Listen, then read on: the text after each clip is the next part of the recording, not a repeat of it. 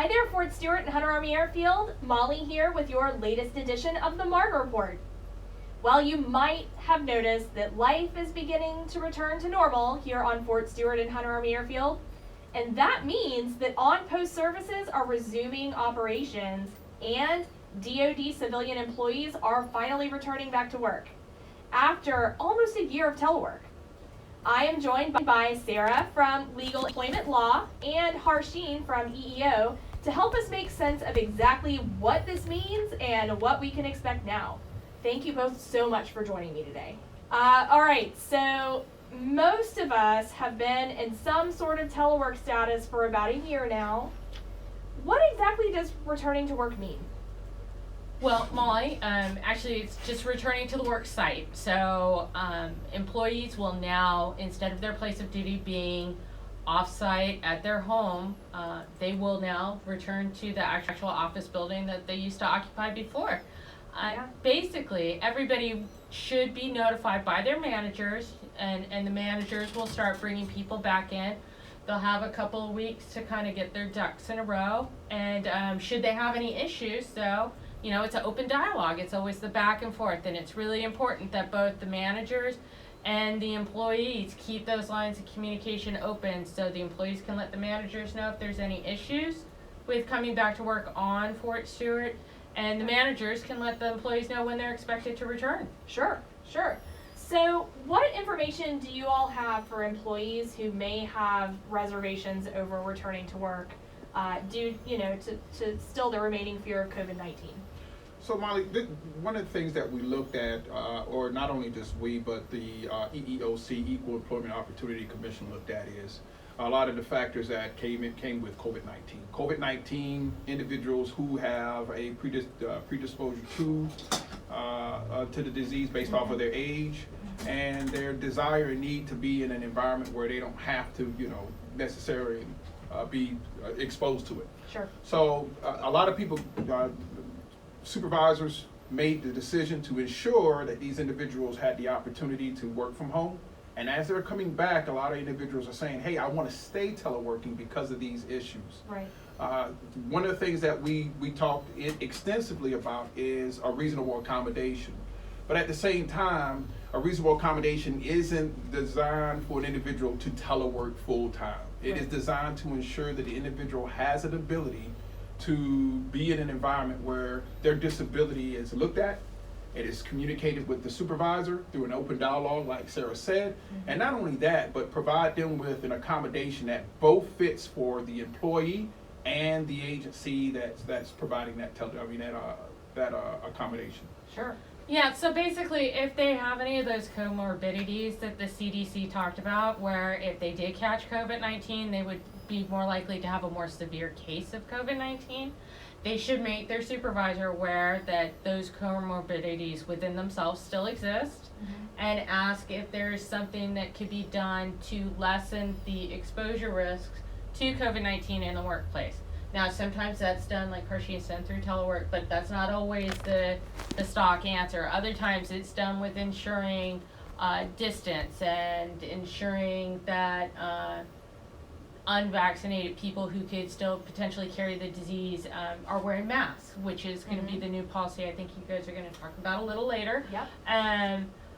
But also ensuring that the hand washing stations are still in place, or the sanitizing stations. Potentially putting in plexiglass, maybe making sure that the person has an office to themselves. All these things can be worked at and through this open dialogue and communication that we've talked about through kind of the reasonable accommodation practice. But the first step is that the employee raises the concern and then is willing to engage in a discussion. See, a lot of employees have the misconception that if I have these comorbidities, then guess what? You have to give me what I'm asking for, which is telework. And that's not necessarily true. There's a lot of positions here that require them to have face-to-face contact with customers.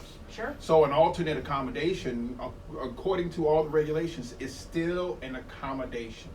I tell all employees and supervisors, when an individual requests for accommodations, it's not Christmas. They don't get the gift that they're asking for. What happens is it is a dialogue between the supervisor and the employee, and they come to an understanding of what is the best way, best means and measures to accommodate that employee so that their disability, again, their disability is not, you provide them with the accommodation so they can enjoy the means of employment through having a disability. Yeah. So there are a lot of people who were put on, employees put on telework that didn't have a disability, but then say, hey, I still want to telework and therefore I should get a reasonable accommodation. Mm-hmm. That's not what the process is there for. The process isn't there to ensure individuals who were teleworking and enjoy teleworking can stay on teleworking. The process is really there to ensure that individuals with disabilities enjoy the benefits of employment, and that means even at the location in which their duties are at. Yeah, so for example, if somebody is having issues, let's say with childcare or with school, or with having to care for a loved one, or is worried about potentially being exposed to COVID-19, and then coming home where their loved ones have these comorbidities, none of those situations would be appropriate for the reasonable accommodation process. Okay. So reasonable accommodation is always something that you yourself are dealing with. And so if they had any of those other situations, though, it is still incumbent upon the employee to let their manager know, and potentially they might be able to work through something. There are still some leave authorities in place right now that Congress has passed, especially with an eye towards childcare. But I do know that more and more schools are starting to open up, and so not just Fort Stewart getting back to normal, fortunately, and we've been blessed enough in this area of the country that, you know, our life. Exactly. Life is getting back to normal. And everything. I think concerts are starting to happen Yeah, again and everything. So yeah, but definitely the key though is to always keep that communication, those lines of communications open. Don't assume that your boss knows what's going on, or that your boss is going to ask you about it. You know, make sure that your boss knows, and then try to work together. But everybody needs to maintain their flexibility, because our normal operating picture is with people on the installation. So this has been, of course, extraordinary times and unusual circumstances, but fortunately, like you said, Molly, they're starting to come to a close, and hopefully we're getting the tiger by the tail on this one, and then we're just going to move back to what normal was, and not necessarily a new normal. So correct. And one of the things I'll tell individuals is, do not be afraid of the process, managers or employees. It's there in order to assist you through the decision making. You have phenomenal experts like Sarah, who will definitely provide advice. You have individuals at the CPAC or the Civilian Personnel Advisory Center that will provide advice. And you have someone from my office, the Disabilities Program Manager, that provides advice, so that supervisor, that manager doesn't just make a decision without going to the experts, but they make an informed decision to assist the employee with that accommodation request.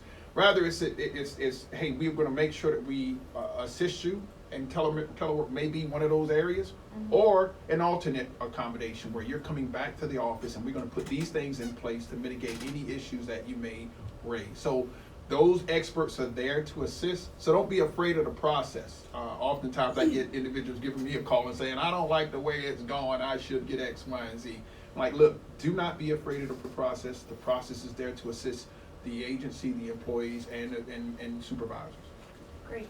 yeah, and then the other thing would be, even if there are other situations that come up with that maybe are not reasonable accommodation appropriate, again, rely on your experts. You know, go and talk to the labor management employee relations specialist. Go and talk to, if you're a manager, go and talk to CPAC, or you know, get in touch with me, and we'll help you and help everyone get to where they need to be, and do it abiding by all the laws and the regulations that are in place. Because as you know, this stuff's changing pretty quickly. Of course. Yeah. So we don't expect the managers or the employees really to know the latest and greatest on everything. But there are people who do, and so they shouldn't be afraid to reach out for assistance. Well, this has been just super helpful information. I know, for one, just being a DoD civilian myself, I'm really happy to see everybody's smiling faces back in the office. So I'm ready for this to get back to normal, and I hope that the majority of our installation is also ready to get back to normal. I think it's going to be really good and refreshing for everyone. Do either of you have anything else that you would like to add before we close out? Just one last thing, everybody is of course keeping safety at the forefront of mind, but they are still wanting the smiling faces around. So I think there is a way that both can be accomplished, and I just want everybody to look at it as a cooperative process and not a combative process. Right. This process is not there to as a disciplinary measure. This process is literally there to assist and to provide assistance to employees who may have disabilities. One thing I will say at the end of this is that we're here. If you have any questions, please give us a call. We don't turn anyone away. We provide information, and then you can take that information to make those decisions that are necessary, both the supervisor and employees. Yeah. But again, reasonable accommodation isn't Christmas.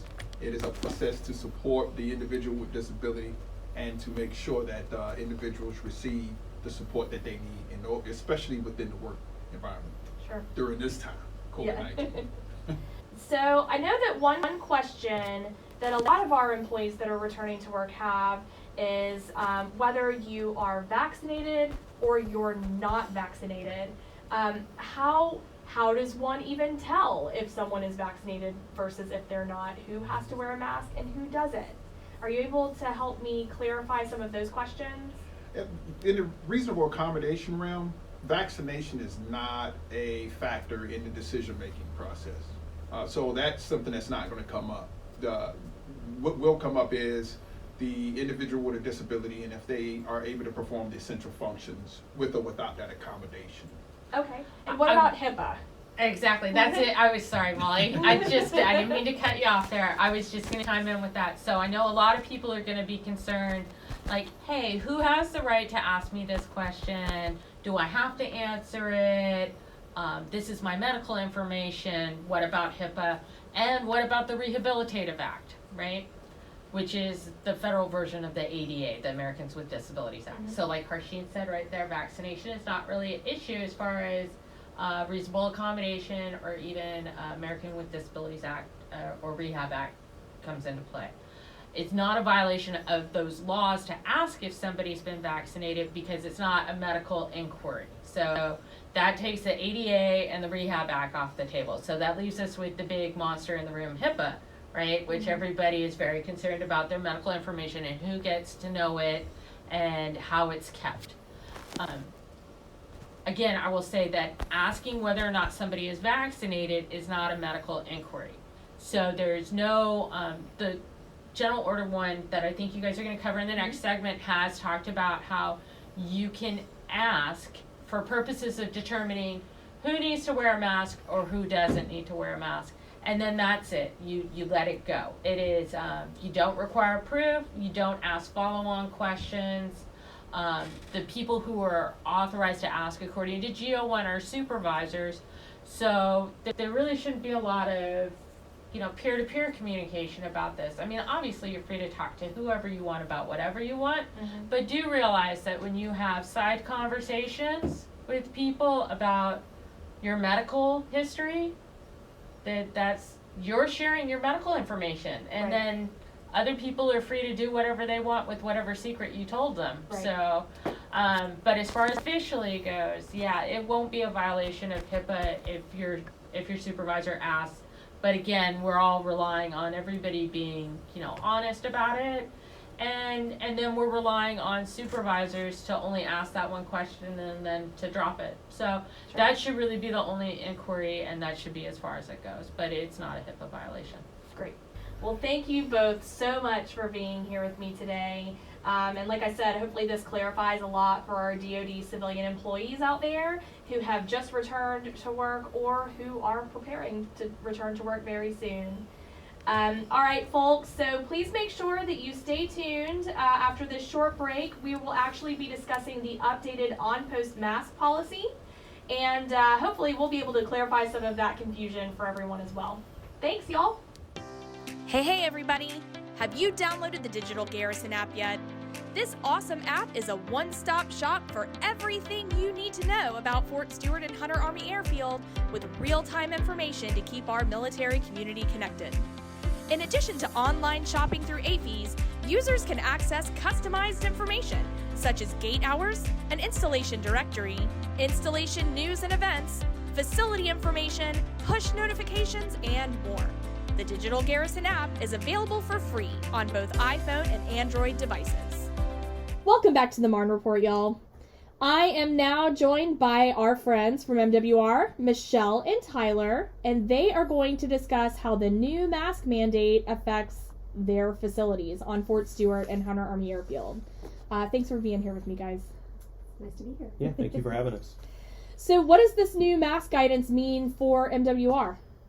Well, I'd say in some ways it's a good sign that things are returning to normal after a very long year of a lot of operational uncertainty.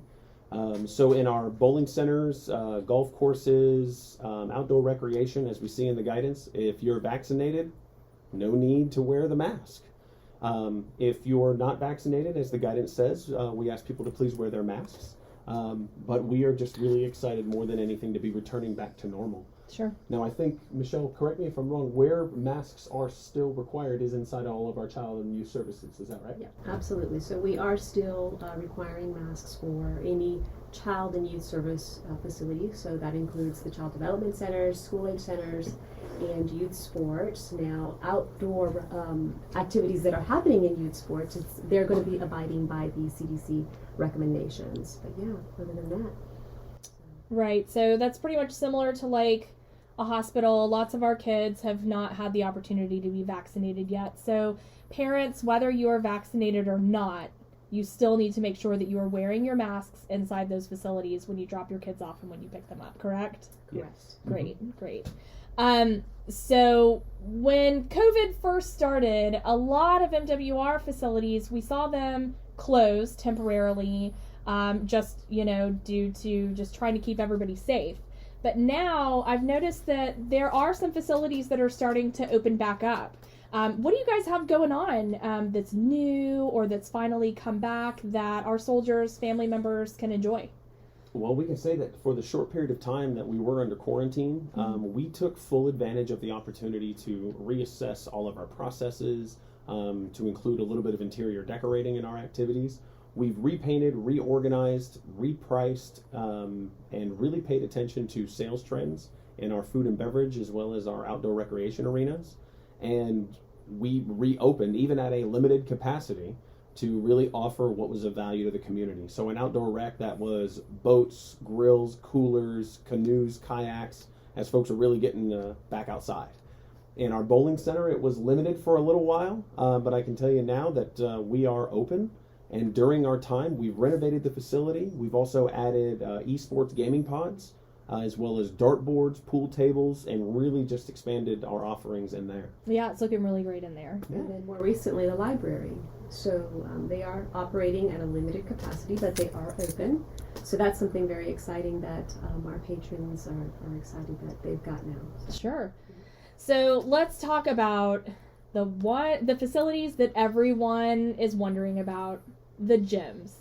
Tell us about mask guidelines within the fitness centers. Okay, so the mask guidelines are a little different, but obviously they're changing with the new guidance. So whenever you're working out, no masks are required. But looking back at the guidance, if you are vaccinated, you do not have to wear a mask. If you are not vaccinated, you should wear a mask. And that is right now the most simplest guidance that we could probably abide by all of our fitness centers, both here at Stewart as well as Hunter. Great, perfect. Well, is there anything else that you guys would like to add? So we've just been, very focused on our families since quarantine and reopening. Whether it's our pet boarding, our child and youth services, intramural sports, youth sports, concerts that we've put on for Marne Week, we have been really just focused on trying to provide some sense of normal since COVID broke out for our community. And we could not be happier to be reopening our doors back to this community, and we encourage everyone to come and see what we have available and what we've done, and just know that when you support MWR, all of that revenue actually comes back into your community for your following fiscal years. So Sure.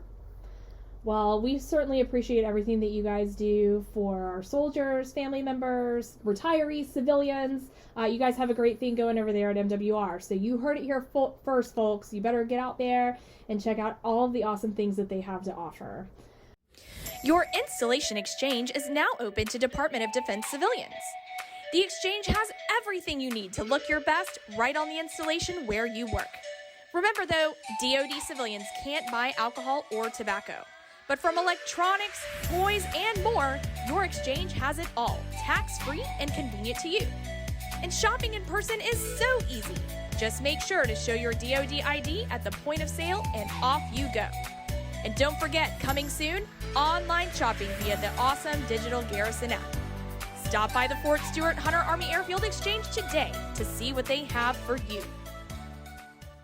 So last Friday, the Department of Defense updated its mask mandate across the enterprise.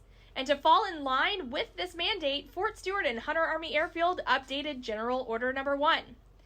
The most notable change being that individuals who are 14 days past their second vaccine can go mask-free in most facilities on post. But this doesn't mean that you can forget those masks altogether, because there are still some locations on post where masks will still be required, regardless of your vaccination status. Some of these facilities include on-post schools, child development centers, the hospital and other medical facilities, and of course those COVID-19 vaccination sites. So today I am joined by Lieutenant Colonel Gartside. He is the division surgeon, and he is here to help us make sense of this new mask mandate.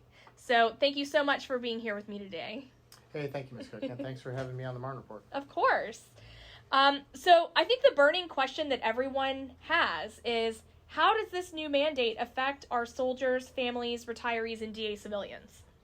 Well, Molly, the effect on our soldiers and their family members and our civilians is really just one of safety and force health protection. And so what the new policy does is it actually just clarifies who needs to wear a mask and who does not if they have the additional protection of being vaccinated. Right. And so from a health protection standpoint, there's no real safety need to have the vaccinated personnel on post wear masks, except in those facilities that you had mentioned, where we're still requiring all people, including fully vaccinated, to wear masks in our schools, in our child development centers, hospitals, medical and dental clinics, and at our COVID vaccination sites.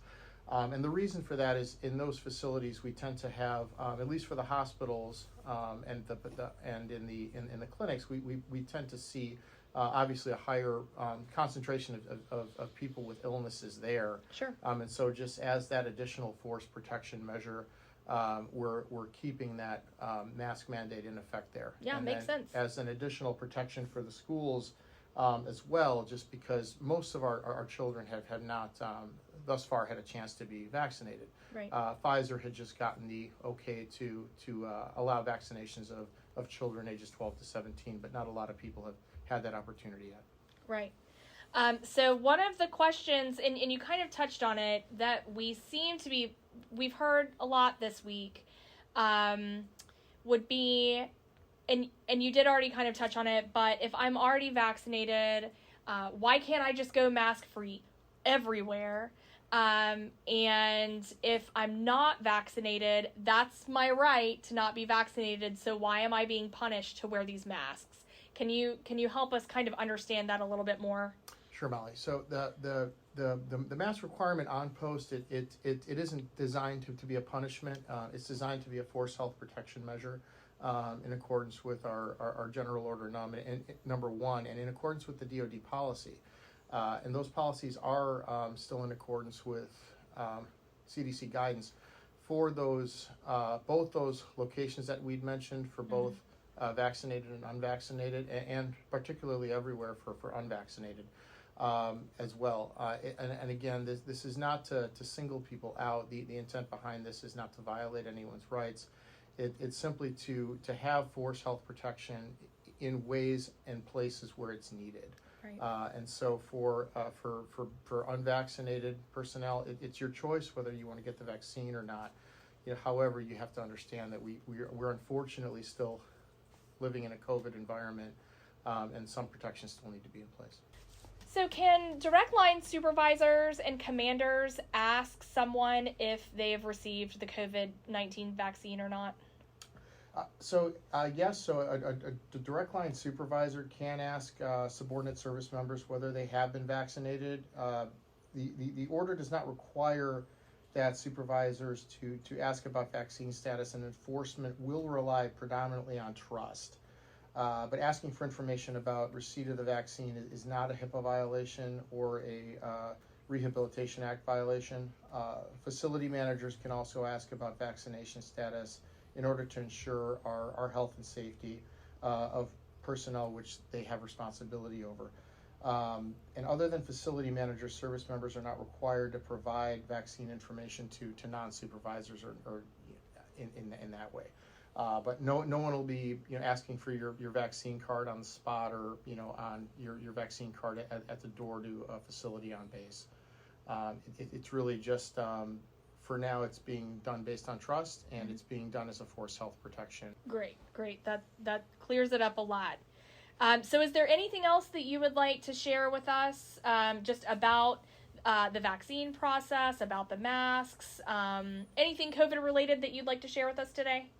So with respect to the vaccines, we would still like to offer the vaccine to people who would still want it, and so we are offering the vaccine through the MEDAC at both the Newman Gym vaccination site, and then it's also going to be made available to children as well soon, and so you can make appointments through the appointment line for that as well. Great. And again, the MEDAC will have access to both the Moderna vaccine, which is currently approved for all adults, and the Pfizer vaccine, which is currently approved for adults and recently children ages 12 to 17. Wonderful. And then I think the only thing that I would like to remind everybody is that these mandates are put in place for when you are on Fort Stewart and Hunter Army Airfield. It's still really important to remember that when you go set foot out into the community, that you follow whatever the mask guidelines are for wherever the store or the restaurant or the facility that you'll be visiting out into the community. Also, I would like to add that on this coming Tuesday, May 25th at 6 p.m., we will have a Senior Commander COVID-19 Town Hall via Facebook Live, via the Fort Stewart-Hunter Army Airfield Facebook page. So if you do have any questions regarding the new General Order Number 1, mask guidelines, or anything COVID-related, you are more than welcome to go ahead and start asking your questions online now to have them answered live during that event. And Lieutenant Colonel Gartside, thank you so much for being here with us today. We really appreciate it. Hey, thanks, Ms. Cook. I appreciate it. Well, that is it for this edition of the Marne Report, and we will see you guys next time.